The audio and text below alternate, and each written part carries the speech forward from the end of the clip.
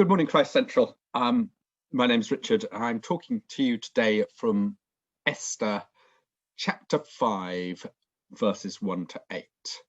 And before we get into the passage today, I'll give you a quick overview of what's happened so far, which is Esther, a young and very beautiful Jewish woman, has been made Queen of Persia, but a dastardly royal official, Haman, is plotting to kill all the Jews in the realm because Esther's uncle, Mordecai, would not bow down to him. Mordecai learns of the plot and persuades Esther to use her influence to foil it.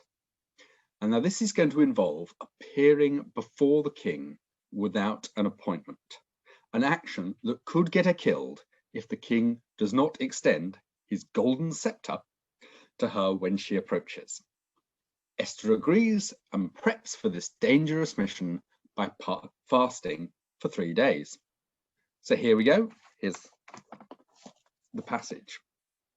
On the third day, Esther put on her royal robes and stood in the inner court of the palace in front of the king's hall.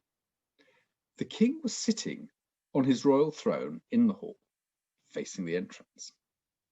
When he saw Queen Esther standing in the court, he was pleased with her and held out to her the golden scepter that was in his hand. So Esther approached and touched the tip of the scepter. Then the king asked, "What is it, Queen Esther? What is your request? Even up to half the kingdom, it will be given to you." "If it pleases the king," replied Esther, "let the king, together with Haman, come today to a banquet I have prepared for him." "Bring Haman at once," the king said, "so that we may do what Esther asks."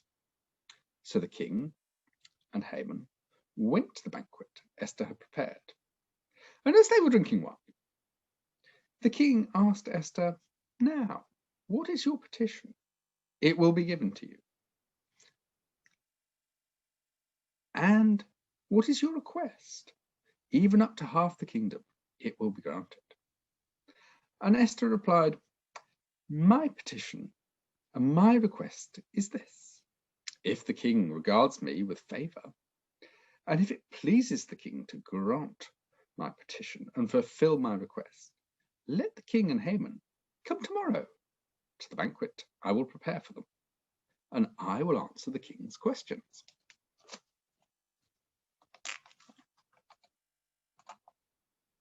So in this scene, Esther shows herself to be a very, very cunning woman.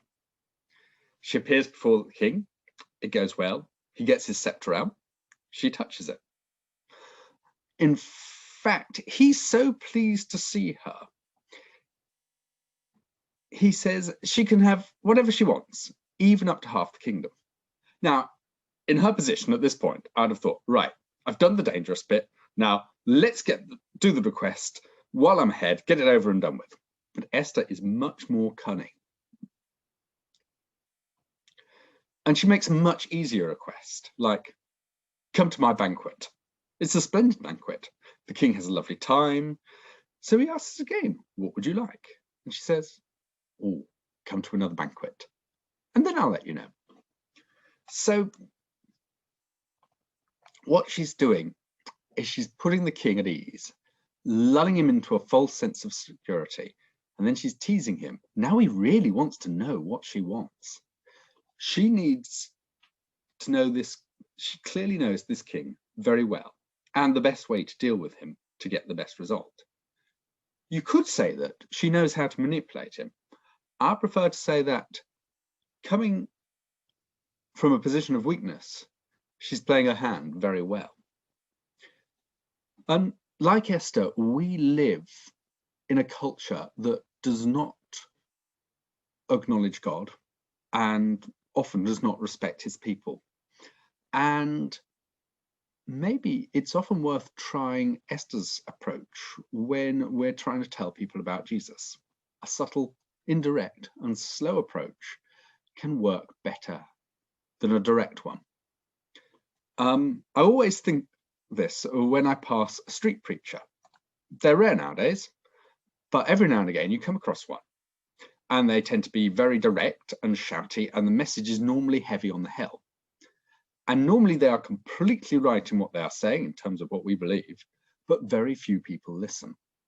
And I think, probably going about it a different way. I admire your passion and I admire your sincerity, but a more indirect, slow, and perhaps a teasing approach that gradually awakes people's interest could be more likely to work.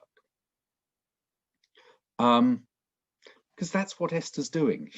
She understands this king very well, and she makes an approach in a way she knows will appear to him. He's a man who likes banquets, so she gives a banquet. She's talking his language, his way of communicating. So I suppose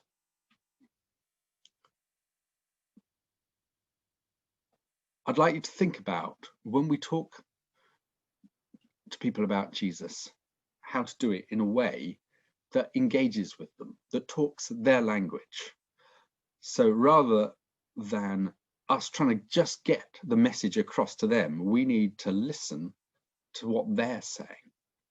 An example of this was when I was at university, and we had a housemate who was very, very clear that he was an atheist. And we learned that it was better not to keep talking to about him, better not to push him about it, because it didn't seem to get anywhere. So we just kept on being ourselves and being faithful and praying. And one day he walked in and said he'd become a Christian. None of us believed him because we all thought he was joking. It was such an unlikely thing to happen. But it wasn't. It wasn't a joke. He'd seen something worth happening.